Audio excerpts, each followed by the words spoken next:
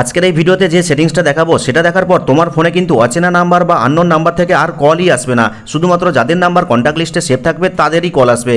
আর তুমি চাইলে কিন্তু সবাইকে কল করতে পারবে। বিশেষ করে তোমার যদি বোন থাকে বা স্ত্রী থাকে তাদের ফোনে যদি এই সেটিংসটা করে দাও তাহলে কিন্তু তারা অনেক উপকৃত হবে। কারণ মেয়েদের ফোনেই বেশি করে আননোন নাম্বার বা অচেনা নাম্বার থেকে কল আসে। তো চলো বেশি দেরি না করে সেটিংসটা তোমাদেরকে দেখিয়ে দেই। তো সর্বপ্রথম কি করবে, তোমাদের ফোনের যে ডায়ালার অ্যাপটা রয়েছে সেটাকে ওপেন করবে। ওপেন করলে কিন্তু এরকম ইন্টারফেস পেয়ে যাবে। তো কর্নারে কিন্তু 3 লাইন দেখতে পাচ্ছ, ওখানে ক্লিক করবে।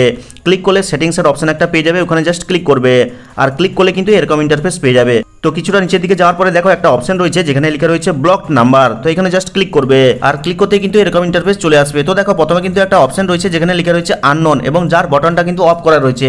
তোমরা কি করবে, জাস্ট বটনটাকে অন করে দিবে। এরপরে একদম হোম স্ক্রিনে চলে যাবে। এরপর থেকে তোমার ফোনে কিন্তু আননোন নাম্বার বা অচেনা নাম্বার থেকে কিন্তু কল আসবে না। তবে হ্যাঁ, এই সেটিংসটা কিন্তু সবার ফোনে কাজও করতে না পারে। তার জন্য কি করতে হবে, চলে যেতে হবে প্লে স্টোরে। প্লে স্টোরে গিয়ে একটা ছোট্ট অ্যাপস ইনস্টল করতে হবে যার নাম হচ্ছে কল ব্ল্যাকলিস্ট কল ব্লকার। তো ভালো করে দেখে নাও লোগোটা কি এবং তার কোম্পানির নাম কি রয়েছে ভালো করে দেখে নাও। এই অ্যাপসটাকে কিন্তু ইনস্টল করে জাস্ট ওপেন করবে।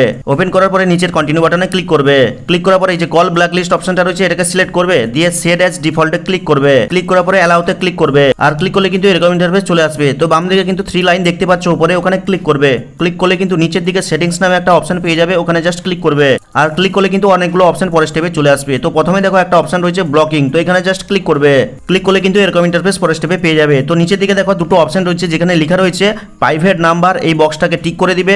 এরপরে রয়েছে আননোন নাম্বার, এই বক্সটাকেও টিক করে দিবে।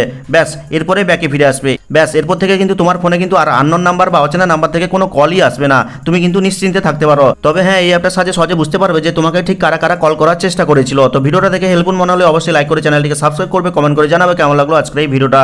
তো দেখা হচ্ছে পরবর্তী কোনো এই ধরনের হেল্পফুল ভিডিওর সাথে।